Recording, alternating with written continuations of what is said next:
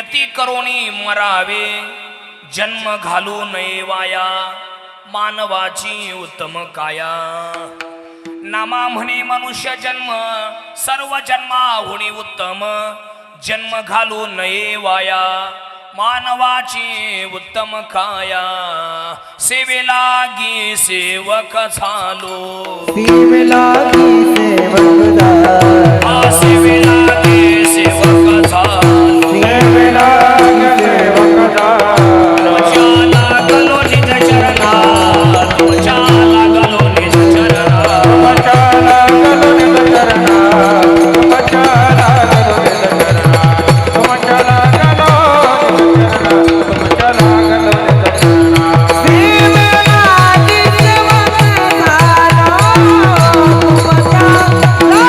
लागलो निज चरणा अहो स्वामी तुक योगे या बरी न करावे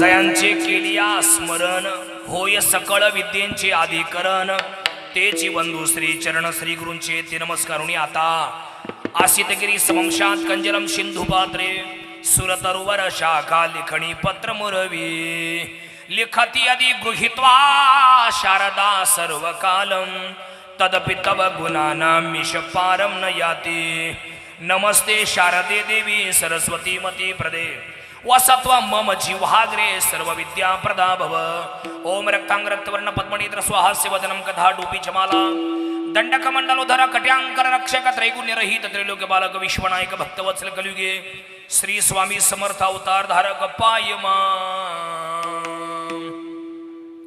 मरणादी सावध व्हावे कीर्ती करोनी मरावे जन्म घालू नये वाया मानवाची उत्तम काया प्रस्तुत कीर्तन रूपी सभेसाठी निवडलेला अभंग महान भगवत भक्त संत सम्राट विश्ववंदी महाराष्ट्र भूषण भगवान पांडुरंगाचे लाडके लढीवाळ प्रेमळ भक्त संत शिरोमणी नामदेव महाराज नामदेवरायांचा उपदेशपर या प्रकरणातील 3 चरणाचा अभंग कीर्तन सभेसाठी सांगितला विडल विडल संत नामदेवरायांचा आहे आणि या अभंगातील 3ही चरणांचा सरळार्थ असा आहे या अभंगातून नामदेव महाराजांनी सर्व लोकांना उपदेश केलाय की जन हो माय बाप हो अमूल्य किमतीचा मनुष्य देह देवांनाही न मिळणारा असा मनुष्य जन्म आपल्या सर्वांना मिळाय कारण स्वर्गीच्या अमर इच्छिता ती देवा मृत्युलोकी व्हावा जन्मामा जन्मामा नारायण नामे हो जीवन मुक्त स्वर्गातले लोक या देहाच्या अपेक्षा करतात कशा करता कीर्तनी अनंत गाव घेती नारायण नामे हो जीवन मुक्त तुमच्या इतकं नाही येत मला थोडंफार आहे की नाही स्वर्गातले लोक या देहाची अपेक्षा करतात पण त्यांनाही न मिळणारा असा मनुष्य जन्म मनुष्य देह आपल्या सर्वांना मिळालाय आणि म्हणून नामदेव महाराजांनी अभंगाची सुरुवात केली महाराज म्हटले कोण कधी जाईल याचा भरोसा नाही प्रत्येक जण जन्माला आलोय हो आलाय प्रत्येकाला मरायचंय बरोबर आहे कोण कधी जाईल याचा काही नेम आहे अजिबात भरोसा नाही कोण कधी जाईल त्याचा काही नेम आहे का कदाचित आजची दुपार कोणाला तरी करंटी जाऊ शकते कदाचित आज रात्री लागणारी झोप कोणाला तरी काळ झोप सुद्धा लागू शकते कदाचित उद्या उजाडणारी सकाळ कोणाच्या तरी कुटुंबाला करंटी पांढरी वाईट जाऊ शकते जशी 28 जानेवारी अवघ्या महाराष्ट्राला काळी गेली दिवस उजाडला काळा आहे का नाही कसा दिवस गेला तो 28 ची सकाळ जानेवारीची उभ्या महाराष्ट्राचं नेतृत्व करणार आहे का नाही अतिशय सुंदर अत्यंत मृदू अजातशत्रू मार्दवी व्यक्तिमत्व उपमुख्यमंत्री अजितराव पवार साहेब आहे का नाही या जगाचा निरोप घेऊन गेले कोणचा दिवस कसा उजाडेल सांगता येत नाही आणि म्हणून प्रत्येकाने जीवन जगताना जो दिवस उजाडलाय हा आपला शेवटचाच दिवस आहे असं समजून दिवसाची सुरुवात करत चला विडल विडल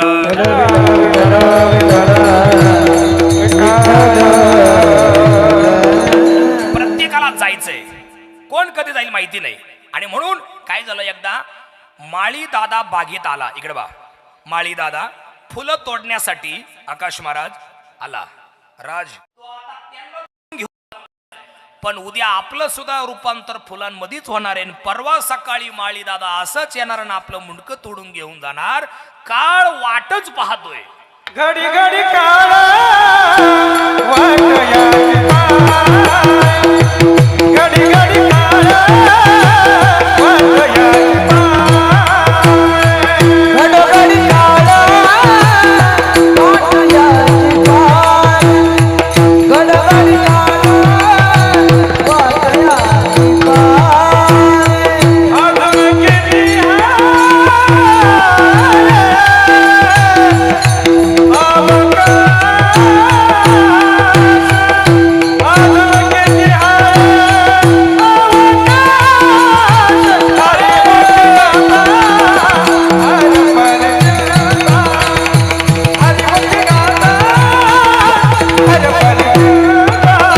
अजून किती अजून किती अवकाश हरी मुखिता हर परिचिता हरी मुखिता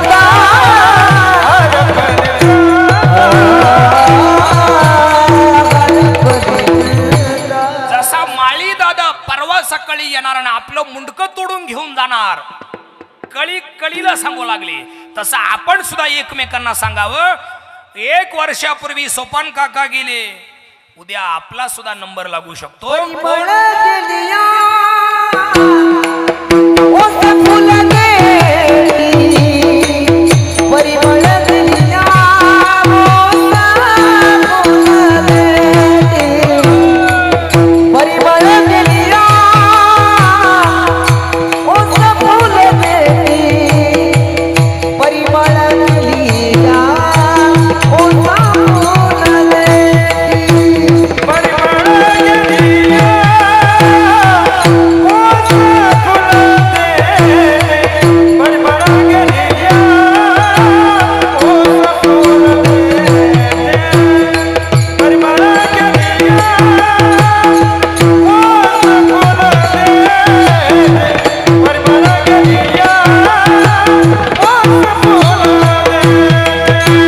आयुष्य शेवटी देहा पैसा. आयुष्य शेवटी देहा पैसा.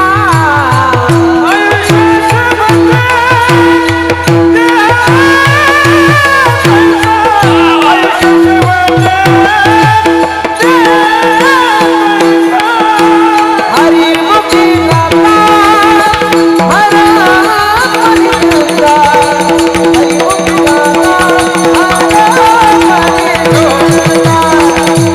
हरी मुखी गाता हर परिचिता. हरी मुखी गाता हर परिचिता. हरी मुखी गाता हर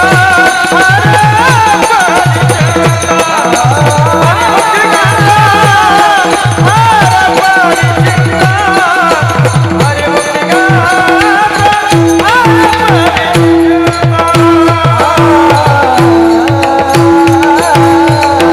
वा वा वा वा, टाळ्या वाजवीत जा, टाळ्या वाजवीत जा. चाली आवडल्या का टाळ्या वाजवायच्या? ऋषालीताई बरोबर चाललंय का? सुनंदा आजी तुमच्या चुलती दमतील आम्हाला. बालाबडी महाराज कार्यक्रम 1 नंबर झाला पाहिजे. गायक वादक मंडळी तशी आणा. त्याच्यामुळेच हे सगळे आलेत. परिमळ गेलिया ओस फुल देठी. आयुष्य शेवटी देह तैसा. कोण कधी जाईल याचा भरोसा नाही. आणि म्हणून प्रत्येकाने जीवन जगत असताना हा आपला शेवटचा दिवस आहे असं समजून कर्म चांगलं करत जाऊ. इकडे बा, कर्मण्येवा अधिकार असते. प्रत्येकाला कर्म दिलेले, कर्म कोणालाच चुकत नाही. इकडे बा, शिव्या किंवा ओव्या, शाप किंवा आशीर्वाद, निंदा किंवा स्तुती, चांगलं किंवा वाईट, सुख किंवा दुःख, यापैकी तुम्ही जे काही लोकांना देत असता ते सगळं परत तुम्हाला मिळत असतं. कर्म कोणालाच चुकलं नाही आतापर्यंत. मोठ्या मोठ्यांना कर्म चुकलं नाही. कोड पुरावा दिला त्यांनी. नामा म्हणे कर्म रे का देवा पिता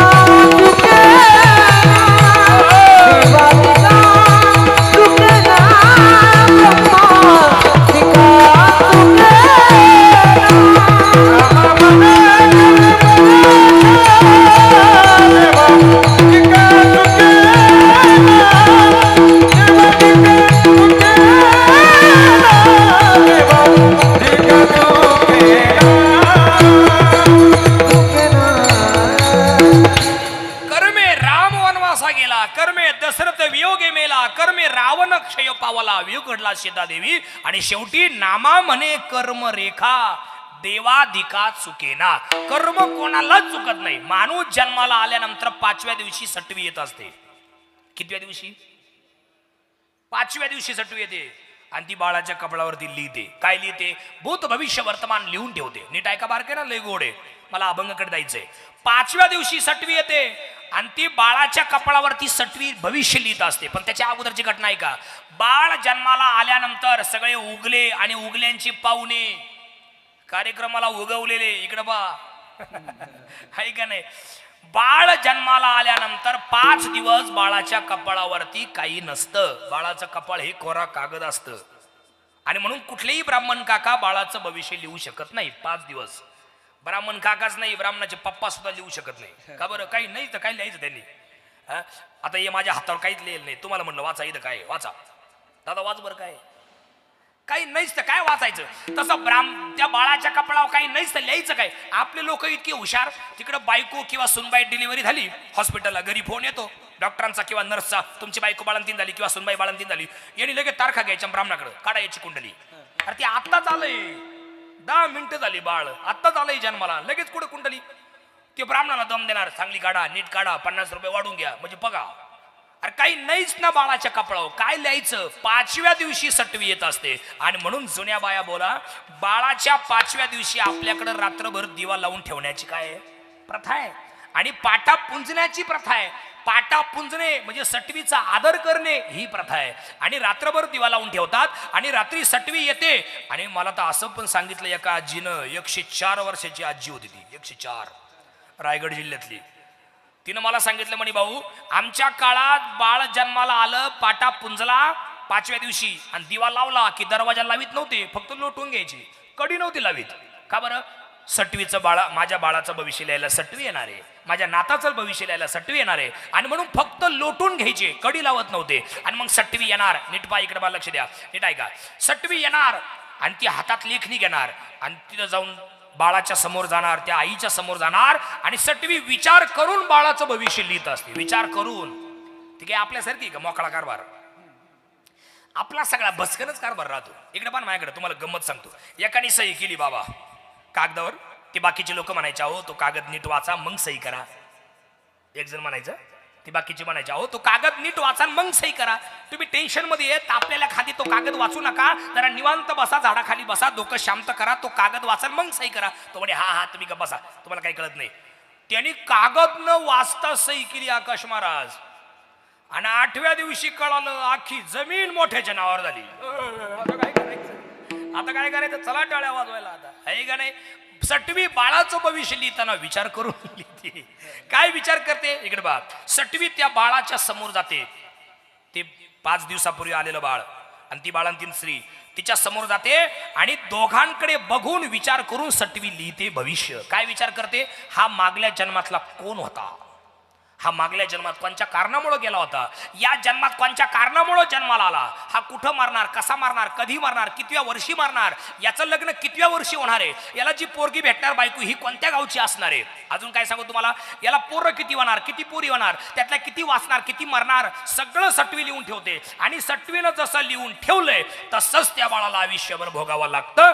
लल्लाटीचे लिहिले ते न चुकेगा काही केले. लल्लाटी म्हणजे कपाळी, कपाळावर सटवीनं जे लिहून ठेवले तसंच त्या बाळाला भोगावं लागतं. आतापर्यंत ते कोणाला चुकलं नाही. नामा म्हणे कर्मरेखा देवाधिका चुकेना. प्रत्येकाला कर्म भोगावं लागतं. आणि याला अजून एक पुरावा बघा केले.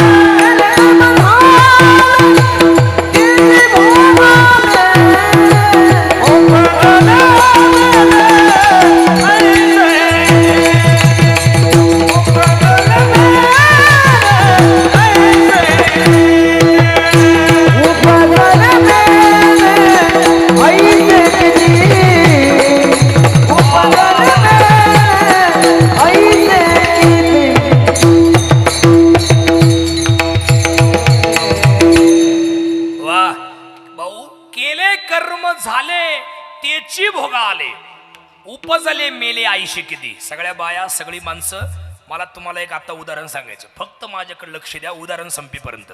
एवढं सुंदर उदाहरण दे का तुम्हाला निश्चित असं वाटेल की मी बरं झाले लवकर आले कीर्तनासाठी, बरं झाला मी लवकर आलो, सुरुवातीला उशिरा नाही आलो.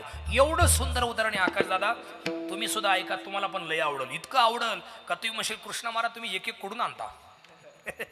ते तुम्ही असले का कायम ते आणावंच लागतं काहीतरी नवीन. ऐका मुद्दा, फक्त बारकाईनं सगळ्या बाया सगळी माणसं ऐका. कोणी पाहुणे आले की आपण कार्यक्रम झाल्यावर त्यांना असं भेटू, पण आता माझ्याकडे लक्ष द्या. लक्ष द्या, ताट बसा. केले कर्म झाले, कर्म सगळ्या ताई काकी मावशी आत्या भाऊ दादा, कर्म कोणालाच चुकत नाही, कर्म भोगावंच लागतं. मी तुम्हाला त्याच्या अगोदर एक उदाहरण सांगतो. शिव्या किंवा ओव्या, शाप किंवा आशीर्वाद. तुम्ही जर समोरच्याला शिव्या दिल्या तर समोरचा तुम्हाला शिव्या देईल. बरोबर बोलतोय का मी? शुभम महाराज इकडे बघा, जर तुम्ही एखाद्याला लय शिव्या दिल्या, उदाहरण चाललंय, नाही तर म्हणजे मी कावा दिल त्या, समजा तुम्ही एखाद्याला लय शिव्या दिल्या तर समोरचा तुम्हाला काय देईल? शिव्यात देईल ना, का तो असं म्हणाल छान छान धन्यवाद वा वा असं म्हणाल काय? शालाना शाल टोपी घाला यांना असं म्हणते तरी नाही, तोही तुम्हाला शिव्यात देईल. राज, तू जर एखाद्याला नमस्कार केला तर समोरचा तुला काय करील? नमस्कारच करील. बरोबर आहे का? शिव्या देईल तो? नमस्कारच करील ना. दादा तुम्ही काय कराल? नमस्कार केल्यावर समोरचा नमस्कारच करतो ना. मी तुम्हाला ताई तुम्हाला प्रश्न विचारतो, तुम्ही हाताची गडी घातलेल्या ताई, मी तुम्हाला प्रश्न विचारतो, शेजारच्या बाईनं जर एखाद्या दिवशी ती तुमच्याकडून वाटीभर साखर नेली तर परत देताना किती आणून देईल? वाटीभर देईल ना, का पोतं आणून देईल? ताई तुम्ही ऐन वेळेला आमची गरज भागवली, हे घ्या पोतं, असं तर कधी होत नाही. ती लई तर लई 2-4 दाणे वरून साखरेचे टाकेल म्हणून काय पोतं आणून देते काय? तुम्ही जे काही देता तेच सगळं परत तुम्हाला मिळत असतं. आता प्रमाण दिलंय आदरणीय चिंतामण दादानी, केले कर्म झाले त्याची भोग आले. याच्याकरता सुंदर उदाहरण आहे, लय गोड आहे, लय भारी आहे, तुम्हाला लय आवडल. फक्त लक्षपूर्वक ऐका. त्याची भोग आले, त्याच्या सारखे नाही भोग आले, तेच भोगावं लागतं. उदाहरण किती गोड आहे, ताट बसा आणि ऐका. 85 वर्षाची म्हातारी बाबा, त्यांची सुनबाई, त्यांचा मुलगा आणि त्यांची 4 वर्षाची नात, अशी 4 लोक राहत होते.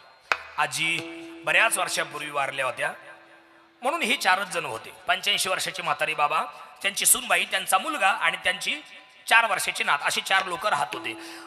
अतिशय चांगलं चाललं होतं, फार बरं चाललं होतं, आनंदात चाललं होतं. पोरगा सर्व्हिसला होता, सुनबाई सर्व्हिसला होती आणि नात 4 वर्षाची आणि बाबा सांभाळत होते. लय भारी चाललं होतं. पण काय झालं, एक काळ असा आला त्या बाबांना पॅरालिसिस झाला. माझं लक्ष द्या, पॅरालिसिस झाला. पॅरालिस झाला, एक पाय एक हात निकामी झाला आणि अर्ध तोंड पण वाकडं झालं. पण पोरगा पितृभक्त होता, मातृभक्त होता. त्यांनी घाईघाई वडिलांना उचललं, हॉस्पिटलला नेलं. 1 महिन्याच्या आत गणेश दादा बाबा रिकवर झाले, बाबा नीट झाले, पूर्ववत झाले, त्यांना एकदम बरं वाटलं. पण तोंडही क्लिअर झालं, हातही क्लिअर झाला, पण पायाला काही इलाज झाला नाही, पाय निकामीच राहिला. म्हणून त्या बाबांच्या सगळ्या गोष्टी जाग्यावरतीच व्हायला लागल्या. त्या सुनबाईंनी 1-2 महिने सेवा केली, पण एक दिवस ती कंटाळी नवऱ्याला म्हटली, का हो तुम्ही तुमच्या बापाला वृद्धाश्रमात का नेऊन टाकत नाही? तिथं भरपूर लोक काळजी घेतात, तुम्ही जा. इतक्या दिवस मी केली सेवा, आता मी काही सांभाळत नाही, मी काही ते पावत नाही आणि मला ते करवत पण नाही, तुम्ही उचला त्यांना वृद्धाश्रमात नेऊन टाका, मी सांभाळणार नाही त्यांना इथून पुढं. रडायला लागला तो आणि रडून सांगू लागला, अगं दुसरीला असताना माझी आई वारली ग, मी दुसरीला होतो तेव्हा माझी आई वारली. हाडाचे काढ, रक्ताचं पाणी, नेत्राचा दिवा, हाताचा पाळणा माझ्या बापाने माझ्यासाठी केलाय. मी जर कधी आजारी पडलो तर माझा बाप रात्र रात्र मला मांडीवर घेऊन बसायचा. जर मला माझ्या आईची जर कधी आठवण आली, माझ्या मेलेल्या आईची जर कधी आठवण आली, तर माझा बापच माझी आई व्हायचा. प्रेमानं कुशीत घ्यायचा, कुरवळायचा, तोंडावून हात फिरवायचा, डोक्यावरून हात फिरवायचा, स्वतः स्वयंपाक करायचा, स्वतः मला खाऊ घालायचा, स्वतः कपडे घालायचा, आंघोळ घालायचा, शाळेत घेऊन जायचा, दिवसभर काम करायचा, संध्याकाळी शाळा सुटायच्या अगोदर 15 मिनिटं गेटवर येऊन उभा राहायचा. अगं इतके कष्ट माझ्या बापाने माझ्यासाठी केले, लहानचं मोठं केलं, मला आपल्या दोघांचं लग्न लावून दिलं, आपल्याला 4 वर्षाची मुलगी झाली आणि आता माझ्या बापाला पॅरालिस झाला तर तू त्यांना वृद्धाश्रमात नेऊन टाक म्हणते. शक्य नाही, मी माझ्या वडिलांना वृद्धाश्रमात नेऊन टाकणार नाही. त्या बाईची आठच बंद झाली ना असं म्हणल्यावर, पण तिनं तिची पद्धत वापरली. तिची पद्धत म्हणजे शेवटची स्टेप. ती म्हटली मग एक काम करा, तुमचा बापच राहील, मी जाते निघून. नाही असं नको करू, असं करू नको, माझ्या बापाचं काय करायचं मी पाहतो, पण तू काय जाऊ नको. त्या पोरीकडे पाय, 4 वर्षाची पोरगी, तिला कोण सांभाळेल? तिची रांडोळी करू नको, तिची हेळसांड करू नको, तू थांब, माझ्या बापाला मी नेऊन टाकतो. तयार झाला, नाईलाज झाला, रडायला लागला, खूप रडला. बाप आणि मुलगा गळ्यात पडू पडू रडले. सांगितलं बाबा काय पाहिलं? बापही म्हणला पोरा अरे हे काय चाललंय, अरे दुसरा भाऊ नाही तुला, तू एकटाच मला वाणितिनीचा, तुझी आई मरून गेली, तू लहान होता तेव्हापासून मी तुला सांभाळलं आणि आता वृद्धाश्रमाची वाट दाखवली. लई मला मी जिवंत असताना मेल्यासारखं मला वाटायला लागले. नाही इलाज झाला बाबा, चला मी तुम्हाला भेटायला येत जाईल. वृद्धाश्रमात नेलं, सया वगैरे झाल्या. खूप रडले पुन्हा एकमेकांच्या गळ्यात पडून बाप आणि पोरगा. सांगितलं बाबा रडू नका, मी तुम्हाला वाटल तेव्हा भेटायला येईल, पण आता रडू नका. नाही इलाज बाबा माझा. बापाला सोडून घरी आला. अशी 4-5-6 दिवस मध्ये गेले. पण शास्त्र आपलं निसर्गाचा नियम असा आहे, सगळे पाहुणे म्हातारी माणसं आणि मांजरं कुठेही नेऊन सोडा बरोबर घरी येतात. 8च दिवसात बाबा परत घरी आले. कसे काय आले त्यांनाच माहिती. 8च दिवसात आले. त्या बाईनं पाहिलं बाबा तर आले. ती अशी रागराग पाहिजे बाशी. आणि ती नवऱ्याला म्हणली का तुमचा बाप तर आला? तो मनाच्या मनात म्हणला बरं झालं महादेव पावला, मी तीच वाट पाहत होतो माझा बाप यायची. असे 6 महिने मध्ये गेले. पण मंडळी काळ असा असतो बघा, कर्म असं फिरून परत तिथं येत असतं. कर्म पत्ता विसरत नाही बारगाव पिंपरीचा.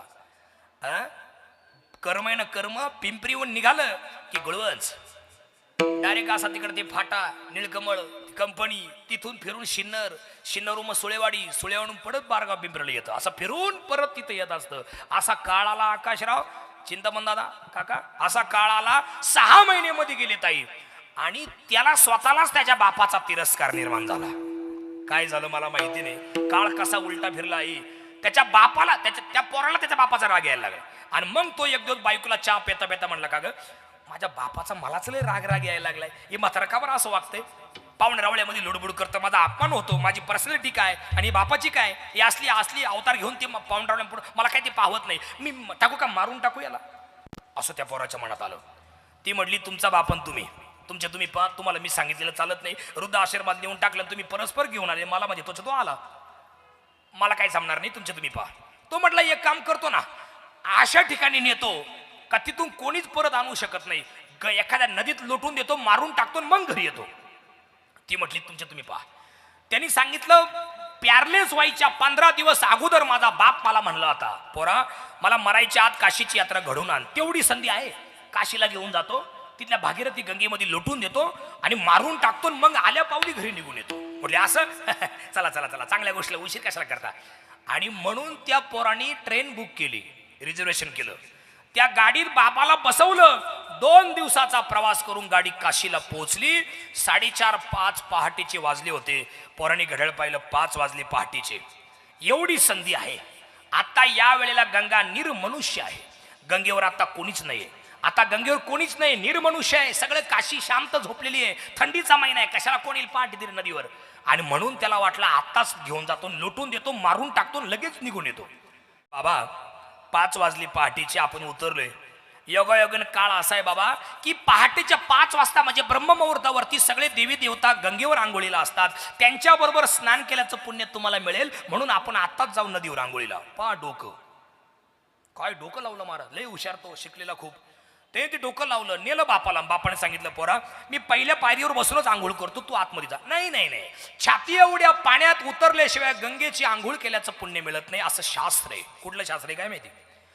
त्यांनी बापाला छाती एवढ्या पाण्यात उतरवलं आणि बाप पाण्यात उतरल्याबरोबर यांनी जोरात बापाला धक्के द्यायला सुरुवात केली. इतका जोरात लोटायचा प्रयत्न केला, पण बापाने त्याचा हात घट्ट धरून ठेवला आणि परत तो लोटायचा, सोडायचा प्रयत्न करीचा, परत लोटायचा. आणि मग रडून बापाने प्रश्न विचारला, काय रे पोरा, काय चुकलं माझं सांग, काय गुन्हा केला तेवढं सांग, का माझ्या मुळावर उठला. अरे दुसरीला असताना तुझी आई वारली, मी हाडाचे काढं केले, रक्ताचं पाणी, नेत्राचा दिवा, हाताचा पाळणा तुझ्यासाठी केला. अरे मी स्वतः मळके कपडे वापरले, फाटके कपडे वापरले, जुने कपडे वापरले. का माझा पोरगा कॉलेजला आहे, माझा पोरगा हायस्कूलला आहे. अरे मोठ्या घरचे कार्टी कॉलेजला येतात, कडक इस्त्रीचे कपडे घालून येतात. आणि माझ्या पोराच्या अंगावर जर फाटके मळके तुटके जुने कपडे पाहिले तर माझ्या पोरांना ते पोरं असतील, म्हणून मी स्वतः मळके जुने कपडे वापरले आणि तुला चांगले कपडे घेऊन दिले. अरे तुझं लहानचं मोठं मी तुला कसा केला मला माहितीये. मी दुसरी बायको नाही केली तुझ्यासाठी. का मी जर दुसरी बायको केली असती तर माझ्या बाळाची हेळसांड झाली असती. मी आयुष्य तुझ्यावरती काढलं आणि तू माझ्या मुळावर उठला.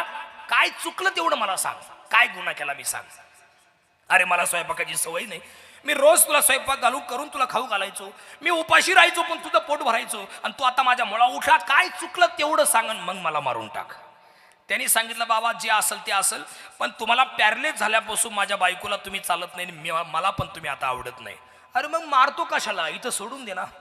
इथं भीक मागल मी काशीला नदीवर आणि देवाचं दर्शन घेईल. मी मरल, मी तुझी शपथ सांगतो मी तुझ्या घरी परत येणार नाही, पण मला मारू नको. नाही मला तुम्हाला मारल्याशिवाय मी इथून जाणार नाही. नाईलाज झाला, ठीक आहे मार, तुझी इच्छा आहे मला मारायची, मार. तुझ्या बायकोलाही तसं समाधान वाटणार नाही, तुलाही वाटणार नाही, मार मला, पण माझी शेवटची इच्छा पूर्ण कर. काय? ती समोरची जी टेकडी दिसते ना, त्या टेकडीवर मला घेऊन चाल, तिथून खाली लोट. म्हटले का बरं, इथून का नको, तिथं का बरं, नाही नाही तू चाल, नाही नाही इथं का नको, इथूनही लोटलं तरी तुम्ही मारणारच आहे, आणि तिथून लोटलं तरी तुम्ही मारणार आहे, मग इथून का नको, तिथं का, तू चाल तुला सांगतो. आणि मग बापाला घेऊन तो त्या टेकडीवरती आला आणि तिथून खाली लोटणार, तिथून खाली लोटणार.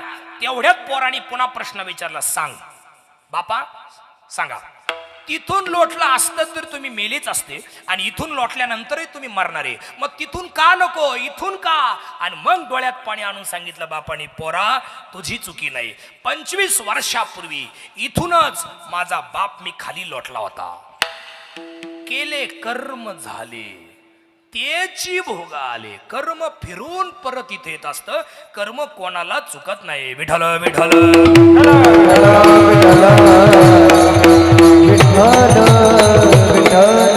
माणूस स्वतःच मरणाच्या दारात पोहोचत असतो, मरण कधीच आपल्याकडे येत नाही, आपण मरणाच्या दारात पोहोचतो, हे ध्यानात ठेवा.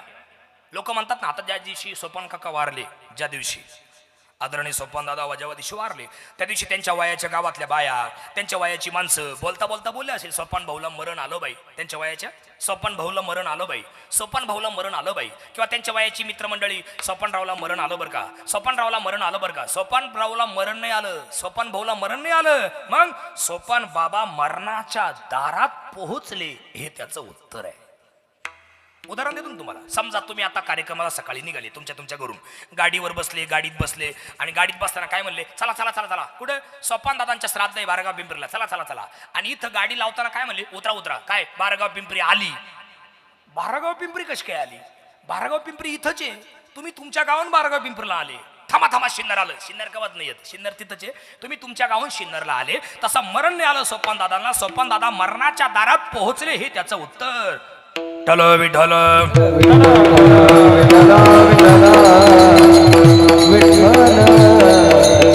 मरण कोणाला चुकत नाही, ते अटळ आहे, आतापर्यंत कोणी त्यातून सुटला नाही. आणि म्हणून महाराजांचं असं म्हणणं आहे, असं इकडं तिकडं ऐकणे कसं तरी मरण्यापेक्षा, कॅन्सरनी मरण्यापेक्षा, व्यसनापायी मरण्यापेक्षा एक काम करा,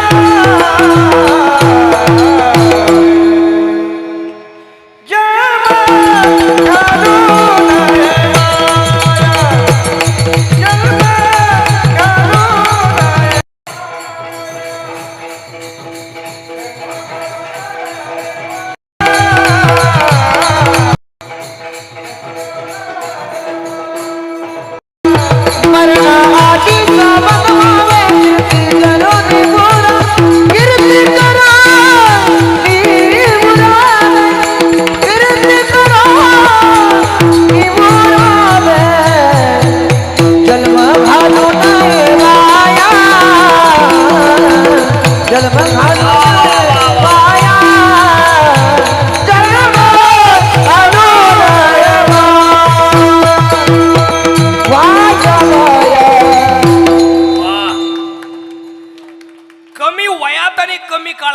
मरण्यापेक्षा आणि काहीतरी वेगळ्या कारणाने मरण्यापेक्षा एक काम करा, उठा. मरणाआधी सावध व्हावे.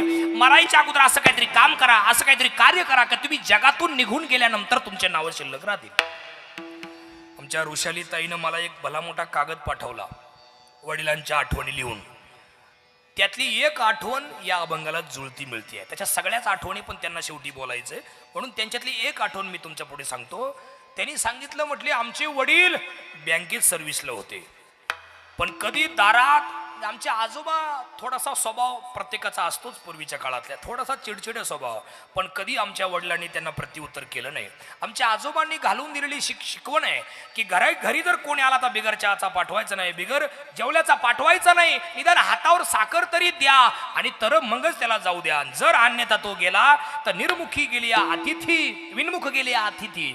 सगळं पाप आपलं पुण्य घेऊन जातो, त्याचं पाप आपल्या माथी टाकून जात असतो. म्हणून माणसाने कर्म चांगलं केलं पाहिजे. बँकेत सर्व्हिस केली, एकुलता एक मुलगा, 2 मुली, त्यांना खूप शिकवलं, पोराला शिकवलं, सगळ्या गोष्टी झाल्या आणि सगळे निवांत झालं आणि मग त्यांनी जगाचा निरोप घेतला. माणसाचं जीवन असंच असलं पाहिजे. कसं असलं पाहिजे? जन्म आणि मृत्यू असे 2 शब्द आहेत. जन्म शब्द आणि मृत्यू शब्द दोन्ही गुंतागुंतीचे आहेत. तुम्ही बघा, सर्वे करा, दोन्ही शब्द गुंतागुंतीचे आहेत. जन्म शब्द काहीतरी जोडल्यावर तयार होतो, मृत्यू शब्द काहीतरी तोडल्यावर तयार होतो. अर्धा न आणि पूर्ण म बरोबर जन्म. बघा ना तुम्ही, अर्धा न आहे आणि पूर्ण म आहे, जोडलाय. इकडे खाली तोडलाय, मला तोडला अर्धा, तला अर्धा तोडला आणि पूर्ण यू केलाय मृत्यू. जन्म आणि मृत्यू हे दोनही शब्द गुंतागुंतीचे आहेत, जोड अक्षरांचे आहेत, पण दोन्हींच्या मधला शब्द आहे जगन. हा शब्द सरळ आहे, त्याला कुठं वेलांटी, काना, मात्रा, रफार, उकार, बिंदू, अनुस्वार, तिंब कुठंच काही नाहीये. तुमचं जीवन किती अडचणीचं, किती दुःखाचं असू द्या, मात्र तुमचं जगणं आयुष्यभर यांच्यासारखं सरळ असलं पाहिजे.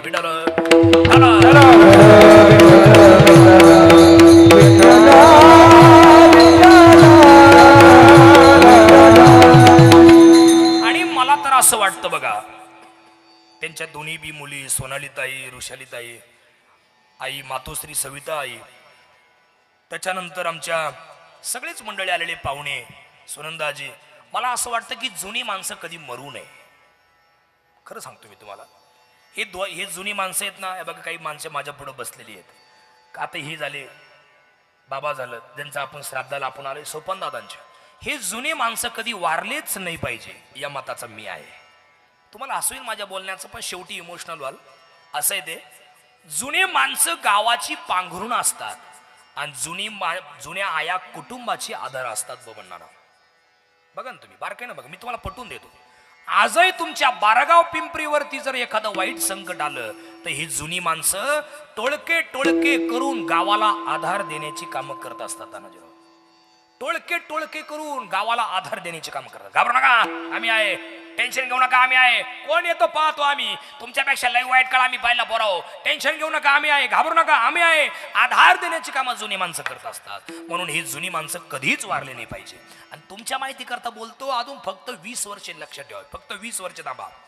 अजून वाढवा वाटलं असतं 5 वर्ष, 25 वर्ष थांबा. मी लई सांगितली ती 25, 20च वर्ष थांबा.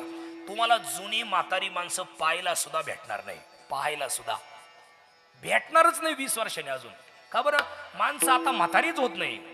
अटॅक पायी चालले, व्यसना पायी चालले, कॅन्सर पायी चालले, ऍक्सिडेंट मध्ये चालले, आत्महत्या पायी चालले, वेगवेगळ्या कारणामुळे सध्या लोक जगातून निघून चाललेत. त्याच्यामुळे म्हातारा माणूस तुम्हाला पाहायलाच भेटणार नाही. धोत्रावाला फक्त कीर्तनकार दिसणार तुम्हाला. आणि ब्राह्मण, आता ब्राह्मण हे बी धोतर घालत नाही, पॅन्टच घालत नाही.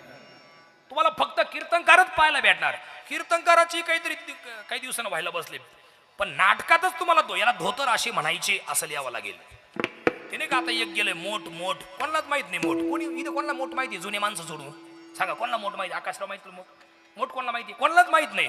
तसं याला मोठ असे म्हणतात, तसं काही दिवसांनी लिहावं लागेल. याला धोतर असे म्हणायचे असं लिहावं लागेल. धोतरातला माणूस आणि लुगड्यावाली म्हातारी तुम्हाला पाहायलाच भेटणार नाही अजून 20 वर्षांनी. म्हणून हे जुनी माणसं कधी वारले नाही पाहिजे. आणि अजून तुम्हाला सांगतो पुढं, आणि हे जुनी माणसं कधी कोणाला उभारले नाही. हे लोक कधी कोणाला वाईट बोलले नाही. आणि यांचे तुम्ही कपडे पहा, आजही यांच्या कपड्यांना इस्त्री नाही. का बरं? हे लोकांनी कधी कोणाची बरोबरी नाही केली. या लोकांनी कधी कोणाची निंदा केली नाही, या लोकांनी कधी कोणाच्या कुटाळ्या केल्या नाही, लावालाव्या केल्या नाही, चाहड्या केल्या नाही, चुगल्या केल्या नाही, इकडचं ऐकून तिकडं जाऊन सांगितलं नाही, तिकडचं ऐकून इकडे येऊन सांगितलं नाही, म्हणून हे लोक शेवटाच गेले. आता कोणी जाऊ शकत नाही. विडाल विडाल. आणि जुनी म्हातारी बाई का मारली नाही पाहिजे? या लुगडेवाल्या म्हाताऱ्या का नाही? एक सुद्धा म्हातारी वारली नाही पाहिजे यांच्यातली, एक सुद्धा. का बरं? आजही बी समजा आपल्या गावात जर कोणी वारलं आणि आपण जर आपल्या आईला जाऊन सांगितलं, हे आहे का रे बाळा, हे आहे, अरे काय झालं, हे आहे, अरे काय झालं, हे आहे, अरे झालं काय, तो बाळू बाळू, कोणचा बाळू, तो नाही का तो बाळू, हा कोणचा, अगं तो 5वी पर्यंत माझ्या बरोबर होता, हा त्याचं काय, त्याची आई वारली आज, बाबा कशी काय, मला माहिती नाही आई, पण दूध घालायला गेलो डेअरीवर, तिथं विषय चालू होता, त्या बाळूची आई पहाटी वारली. आपली म्हातारी तशीच पळत निघते. भाकरीचं पीठ मळता मळता भाकर जळाली का करपली पाहत नाही तव्यावरची, आरावरची भाकर उलटी बालटी करीत होती म्हातारी. ती जळून गेली का करपून गेली, किंवा माणसं उपाशी राहतील मी जर स्वयंपाक नाही केला तर, म्हातारी विचार करत नाही, हात सुद्धा धुईत नाही त्या पिठाचा. त्या लुगड्याच्या पदराला पुशीत पुशीत ज्याची आई वारली त्याच्या घरी जाणार, त्या बाळूला अशी कवटाळणार, त्या बाळूच्या बहिणीला अशी मिठी मारणार, तिला कवटाळणार आणि मोठ्या मोठे, बाळा रड नको, बाळा रड नको, मी तुझ्या आईसारखी आहे, मी तुझ्या आईसारखी आहे. आधार देण्याची कामं जुनी माणसं करत असतात. म्हणून ही जुनी माणसं कधी वारलेली पाहिजे. मरणाआधी सावध व्हावे. ऐकडे असं काहीतरी काम करा का तुम्ही गेल्यानंतर तुमचे नावं शिल्लक राहतील. काही आजही ज्ञानेश्वर महाराजांची लोकांना आठवण येते, तुकाराम महाराजांची आठवण येते. अजूनही बी आता तुमच्या गावात थोर संत होऊन गेले दिव्यानंद गिरीजी महाराज. आजही लोकांना त्यांची आठवण येते, आजही लोक त्यांची आठवण काढतात. म्हणजे वेगवेगळे. तसंच आहे, माणसाने काम चांगलं करावं. मग जिवंत राहण्यासाठी काय केलं पाहिजे? सगळ्या बायांना मी एक उत्तर सांगतो, प्रश्न सांगतो, तेवढं सांभाळा. तुमच्या आजूबाजूला तुम्ही जिथं राहता तिथं अशी एखादी बाई राहते का बा, तिचा नवरा कोरोनाच्या काळात वारलाय, तिचा भाऊ पण गेलाय, तिची आई वडील या जगात नाहीयेत, नवरा वारून गेलाय, तिचा कोरोनाच्या काळात वारलाय, 5-6 वर्ष झाली, तिला आधार कोणाचा नाही. अशी जर एखादी बाई तुमच्या आजूबाजूला राहत असेल तर आता घरी गेल्या की उद्या सकाळी उठा, कपाटातली चांगली साडी घ्या, चांगली साडी तुमच्या कपाटातली, तुमच्या बाळाचा एक ड्रेस घ्या, तुमच्या पोरीचा एक ड्रेस घ्या आणि तिच्या घरी जा, ते दोन्ही ड्रेस त्या पोरांना घाला आणि ती चांगली साडी त्या बाईला नेसवा. तुमचं काम संपलं. तुम्ही मरून जरी गेल्या तरी तुम्ही जोपर्यंत ती बाई जिवंत आहे तोपर्यंत तुमचं नाव घेत राहील. ज्या साली माझा बाप वारला, माझी आई वारली, माझा नवरा वेला, त्याच्यानंतर पहिल्यांदा साडी चोळी अमक्या अमक्या उगल्याच्या बाईनं माझी केली होती. चंद्र सूर्य असेपर्यंत तुमचं नाव शिल्लक राहील. मरणाआधी सावध व्हावे. सगळी माणसं, आता थंडीचा महिना चालू आहे, कुठं हॉटेलात चहा प्यायला बसले, वडापाव खायला बसले, आणि जर गरीबाचा पोरगा जर समोरून जाताना दिसला तर हाक मारून बोलून घ्या, आवाज देऊन बोलून घ्या. 10 रुपयाचा वडापाव त्याला चारा, 10 रुपयाचा चहा त्याला पाजा.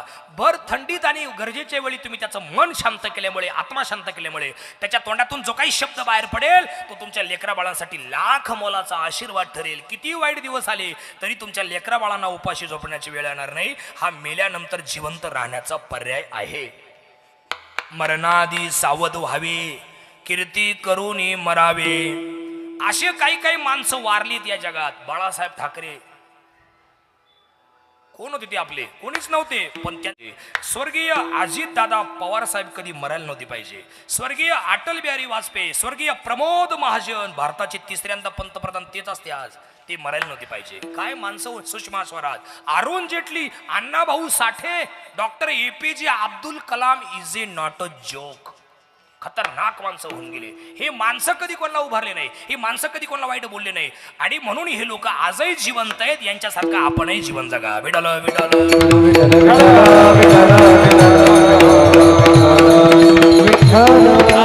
आणि अजून एक काम करा, पुढलं चरण. जन्म घालून ये बाळ,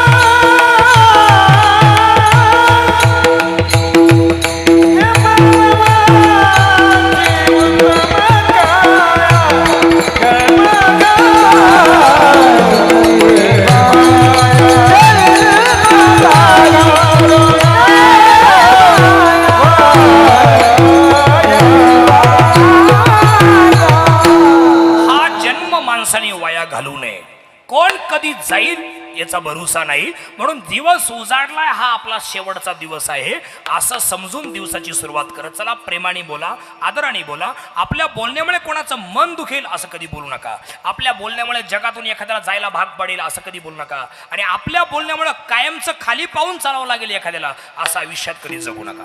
आणि 4 गोष्टी घरी घेऊन जा. संपलं माझं कीर्तन. पहिली गोष्ट, श्रीमंतीचा अजिबात गर्व होऊन देऊ नका.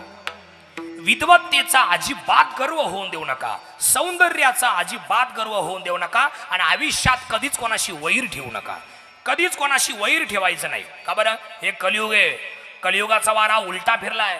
इथे नास्तिक लोकांचा सन्मान चालू आहे आणि चांगलं वागणाऱ्यांना भयंकर त्रास आहे. जे नीच वागतात, नास्तिक वागतात, त्यांचा सन्मान चालू आहे. आणि जे चांगलं वागतात त्यांना इतका त्रास आहे. कोण कुठं कसा कधी काटाकाटी सांगता येत नाही. त्याच्यामुळे कधीच कोणाशी वैर ठेवायचं नाही. तुमच्या भाऊबंधांनी, तुमच्या वैर्यांनी, तुमच्या नातेवाईकांनी तुम्हाला किती त्रास देऊ द्या, तुम्ही अजिबात रिप्लाय करायचं नाही. का बरं? तुम्ही चांगली आहेत म्हणून. त्यांच्या तोंडाशी बंद होणारी एक दिवस ते लोटांगण घालीत तुम्हाला शरण येणारे. वेळ येते प्रत्येकाची. कधीच नाही कोणाशी वैर ठेवायचं नाही. आणि वाटोळं करणारी लोक, त्रास देणारी माणसं काय बाहेरची असतात काय? आपल्या जवळचेच असतात, आपल्या घरातलेच. बरोबर आहे की नाही? इतिहास सुद्धा साक्ष देतो. आकाश दादा, चिंतामणराव, इतिहास सुद्धा साक्षीला आहे दादा. ज्यांच्यावर तुम्ही अतिविश्वास ठेवता तेच लोक मागं पुढं तुमचा घात करीत असतात. छत्रपती संभाजी महाराजांचा घात करणारी माणसं काय बाहेरची होती काय? त्यांच्या घरातले 3 जण होते. त्यांची आई सावत्र आणि त्यांच्या बायकोचे 2 भाऊ गणोजी आणि कान्होजी शिर्के, या 3घांनी मिळून संभाजी महाराजांचा घात केला होता. किती नीच वागतात जवळची माणसं. बहिणीच्या नवऱ्याचा कोणी घात करतो का? पण झाला, इतिहास साक्ष देतोय. तुकडे तुकडे करून गंगेत फेकले होते त्यांचे. पण त्याच्या अगोदरची घटना तुम्हाला माहितीची. पायाला सकाळदंड, हाताला सकाळदंड. 180 डिग्री सेल्सिअस इतकं कडक गरम पाणी खळाखळा उकळून संभाजीराजांच्या अंगावर ओतलं होतं. बटाट्यासारखे उकडले होते संभाजीराजे. दोन्ही हाताने साल्ट ओढले त्यांनी महाराजांचे. लाल बुंद दिसायचे संभाजी महाराज. टमाटा सोलल्यावर कसा लाल दिसतो तसे लाल दिसत होते संभाजी महाराज. यांनी मिठाचं पाणी करून अंगावर ओतलं. चान्स नव्हता काही हातवारे करायला. मिठाचं पाणी करून अंगावर ओतलं. मिठाचं पाणी करून अंगावर ओतलं. त्याच्यानंतर नख काढले, डोळ्यात सळाया घातल्या. कवी कलश नावाचा मित्र, शेवटच्या श्वासाला श्वास देणारा, त्यांनी जागेवर देह ठेवून दिला होता. का? माझ्या मालकाचा असा निर्दय अंत मी माझ्या डोळ्यांनी पाहू शकत नाही. तुम्ही ती कादंबरी वाचा. तो चित्रपट एकदम 5% आलाय. छावा चित्रपट फक्त 5% आलाय. बाकी 95% संभाजी महाराज सावंत, शिवाजी सावंत यांनी लिहिलेली कादंबरी आहे छावा. एवढी जाड आहे, सुंदर कादंबरी. त्याच्यामध्ये हे लिहिलंय. ऐका. आणि काय केलं त्यांनी? जीभ तोडली, डोळे काढले, एक एक अवयव तोडला, तुकडे तुकडे करून समोरच्या गंगेत फेकले आणि सांगितलं जो कोणी या तुकड्यांना हात लावेल त्याचे सुद्धा असेच तुकडे करण्यात येईल. पण गोविंदराव गणपतराव महार, हरिजन समाजाचा माणूस, त्यांनी ते तुकडे गोळा केले आणि जिकडं रस्ता मिळत तिकडे घेऊन पळायचा. इकडे बा, आता बलिदान मास जवळ आलंय. 17 फेब्रुवारी पासून बलिदान मास सुरू होतोय. आता 17 फेब्रुवारी महाशिवरात्री नंतर येणार. म्हणजे 1 फेब्रुवारी, आता परवा 1 फेब्रुवारीला महाराजांना पकडलं होतं 1689 मध्ये. किती 80,000 आलते चालून सगळे निर्दयी. त्यांनी पकडलं होतं. आणि 17 आता किती तारखेला आहे? 17 फेब्रुवारीला आहे. महाशिवरात्री नंतर येणारी 3ऱ्या दिवशीची अमावस्या, तिथून पुढे 1 महिना गुढीपाडव्याची अमावस्या, असा 1 महिना बलिदान मास असतो. सर्वांनी पाळा. मी तुम्हाला त्यांतली उदाहरणं सांगतो, ऐका इकडे बघा. तर तिथं आणले आणि त्या गोविंद गणपत महारनी ती तुकडे गोळा केले आणि वढू आणि तुळापूर नावाची गाव आहे तिथं आणले. सगळ्या गावाने मिळून ते तुकडे तुकडे शिवले. शिवम तुकडे तुकडे शिवले, प्रेत तयार केलं, अग्निडाग दिला, समाधी दिली. आणि म्हणून त्या गावाला आडनाव शिवले आहे. काय आडनाव आहे त्या गावाला? शिवले. माझं तिथं कीर्तन होतं वर्ष श्राद्धाचं आणि ते शिवल्यांचंच होतं. तिथले संपतराव हे मोठे अधिकारी ते. त्याला म्हटलं तुमचं असं आडनाव शिवले, असं कुठं आडनाव असतं का? आणि मग त्यांनी मला हा इतिहास सांगितला. त्यांनी सांगितलं, म्हटले महाराज आमच्या पूर्वजांनी महाराजांचं प्रेत शिवलं म्हणून आम्ही शिवले. आणि आजही आमचे लोक 1 महिना सुतक पाळतात. तरण्या भांड कॉलेजच्या पुरी नवीन वस्त्र अंगावर घालत नाही 1 महिना. तरणी भांड कॉलेजचे पोरं पायात चप्पल घालीत नाही 1 महिना त्या गावातले. आजही ते लोक आपण फक्त चित्रपट आल्यापासून सावध झालोय, पण ती महाराज गेल्यापासून सुतक पाळतात. त्याच्यानंतर आमच्या गावच्या बाया 1 महिना 1 टाइम जेवण करतात. आमच्या गावची माणसं डोक्याचे केस काढून टाकतात. आमच्या गावची 25% तरणी बांड पोरं डाव्या कुशीवर झोपतात 1 महिना. का बरं? त्यांचा अजूनही गैरसमज आहे की संभाजी महाराज आजही जिवंत आहे. आणि जर पुढचा वार संभाजी महाराजांना झाला आणि महाराज जर ओरडले वाचवा तर आम्ही लगेच पळत जाऊ आणि महाराजांना सोडून आणू. म्हणून ती लोक 25% पोरं डाव्या कुशीवर झोपतात. हे तुम्हाला मी काय सांगितलं, वाटुळ करणारी माणसं बाहेरचे नसतात, आपल्या जवळचेच असतात. त्याच्यामुळे लई जवळ कोणाच्या जाऊ नका, लई लांब कोणाच्या राहू नका. लई जवळ जाल तर खूप रडाल आणि लई लांब राहाल तर कायमची वाळीत पडाल. त्याच्यामुळे जुन्या म्हाताऱ्या लोकांची म्हणे, दुरून डोंगर साजरे, असं जीवन प्रत्येकाने जगा. डोंगर लांबूनच भारी दिसतो, ते जवळ गेलं का साऱ्या येड्या बाबडी, अरे राम काल आलो इथं. त्याच्यामुळे डोंगर लांबूनच पाहायचा छान दिसतो. लई जवळ गेले का तो तुमची लायकी काढतो. त्याच्यामुळे लई जवळ जायचं नाही आणि लई लांब राहायचं नाही. माझी पद्धत अशी, आकाशराव, मला जर एखाद्याचा तिरस्कार जर आला तर मी त्याचा फोनही उचलीत नाही, त्याच्याशी बोलत नाही, त्याच्याबद्दल वाईटही बोलत नाही, चांगलंही बोलत नाही. एखादा म्हणलं तुले ना आलाय की काय मला माहित नाही, मी कामात आहे, चला चला पुढे निघून. कारण 5 जण मिळून जर तुम्ही एखाद्याची निंदा करीत असाल, आणि ध्यानात ठेवा त्या 5 जणांमध्ये सगळे तुमचेच राहतात असं समजायचं नाही. तिथं त्याचा एक तरी बसेल राहतो आणि तो बरोबर इथून उठल्यावर तिकडे जाऊन पिन लावतो आणि बरोबर तुम्हाला त्यांना वाईट करून देतो आणि तो शाबित राहतो. त्याच्यामुळे कधीच कोणाची निंदा करायची नाही. बाजूला घरी हे वाक्य, तुम्ही एखाद्या ठिकाणी बसून जर 4 जण तुम्ही कोणाची निंदा करीत असाल आणि त्याच्यातून जर तुम्ही उठून गेले तर पुढचा नंबर तुमचा राहतो, हे ध्यानात ठेवा. कर्म फिरून परत येत असतं. कधीच कोणाची निंदा कुटाळ्या करायच्या नाही.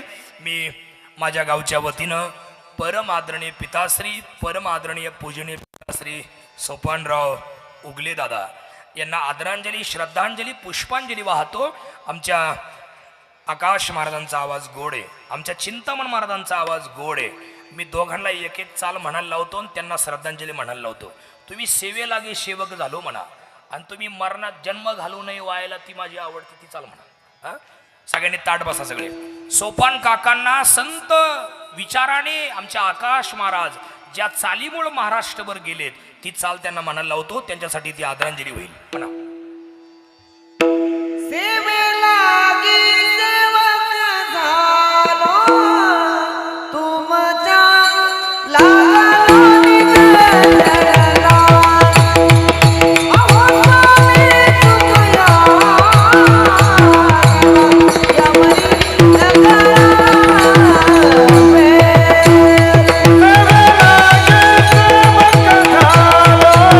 तुमच्या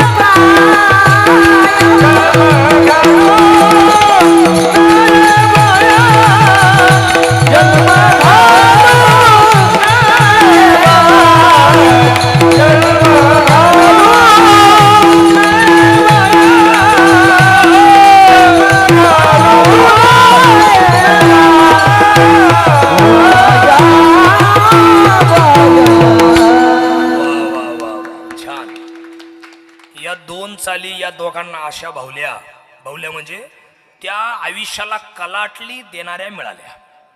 आमचे आकाश महाराज आरसोळ 1 नंबरचे गायक. माझंच कीर्तन होतं नाशिकमध्ये श्रीकृष्ण गार्डन मधून मोठं विल्लोळीला. तिथे मोठा कीर्तन सोहळा आणि तिथं ते हे म्हणले होते.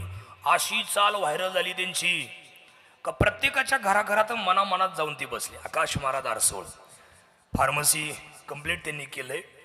स्वतःचं मेडिकल आहे हॉस्पिटलला लागून. पण मात्र कुठला गर्व नाही अहंकार नाही. बिचारा झालाय गायक म्हणून कीर्तनाला फिरतो. मेडिकल सांभाळून करतो. खूप छान. दोन्ही कार्याला तुमच्या शुभेच्छा. शेजारी चिंतामण महाराजांनी सागर किनारे असं एक जुनं गाणं होतं बघा.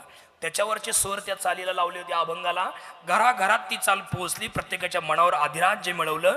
चिंतामण महाराज सुद्धा कमी वयात कुठच्या कुठं जाऊन पोहोचले. वा. दोघांनाही मनापासून शुभेच्छा करतो. या 2 गोड चालींच्या माध्यमातून आदरणीय बाबांना आदरांजली मी वाहतो. आज माझ्या वाणीला या ठिकाणी थांबवतो. कीर्तन आपलं संपलं आहे. एकदा विठोबा रखुमाई भजन होईल. ज्ञानेश्वर माऊली होईल. बाबांची कन्या ऋषाली ताई क्षत्रिय बाबांना आदरांजली वाहतील. आणि त्यानंतर बाबांचा छोटा नातू राज तोही बाबांना आदरांजली वाहील. आणि कार्यक्रम ज्ञानेश्वर महाराजांची विश्व प्रार्थना होईल. आणि मग सर्वांनी कार्यक्रम संपला की उठायचं. विठोबा रखुमाई विठोबा रखुमाई.